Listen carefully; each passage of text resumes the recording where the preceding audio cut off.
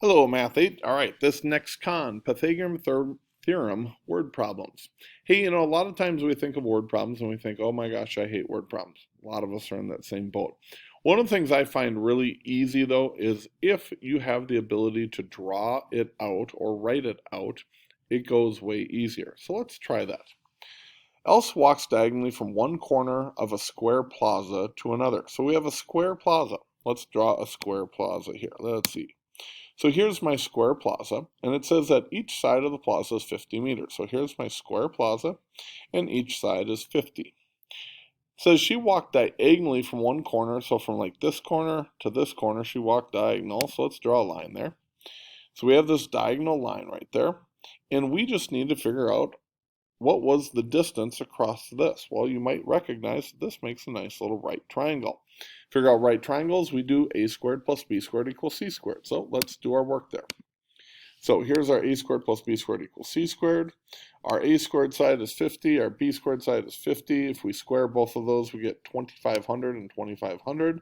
Add those together, we get 5,000. We then do the square root of 5,000, and this is the number that shows up on your calculator. It looks pretty complicated. They say right here to round your answer to the nearest tenth, which means here is to the nearest tenth, but we got to look at that number just to the right of it. Will that number tell us to keep it the same or to raise it up 1 to 70.8? And remember the rules. If the number to the right of it is 5 or more, then we would round this up to the next number. If this number is 0 to 4, it tells this number to stay the same. So in this case, we're going to stay the same. So our answer is 70.7. We'll do one more here. All right, this one, they drew it for us already, so it's really nice when they draw it for us.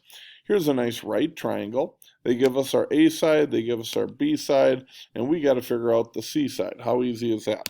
It's almost not even a word problem. They made it so easy for us. So our a squared side, our b squared side, we square both of those for 225, 289. We add those together for 514. We take the square root of both of those, and we get this really fun number. Here, they're telling us to round our answer to the nearest tenth again. So the question becomes, is this going to stay as 22.6, or will the number to the right of it tell it to get bigger? And because that number right there is a 5 or bigger, in this case it's a 7, which is bigger, it's going to tell this 6 to go up 1 and become 22.7. So our answer is 22.7. That's all there is to it, guys. Good luck. Bye-bye.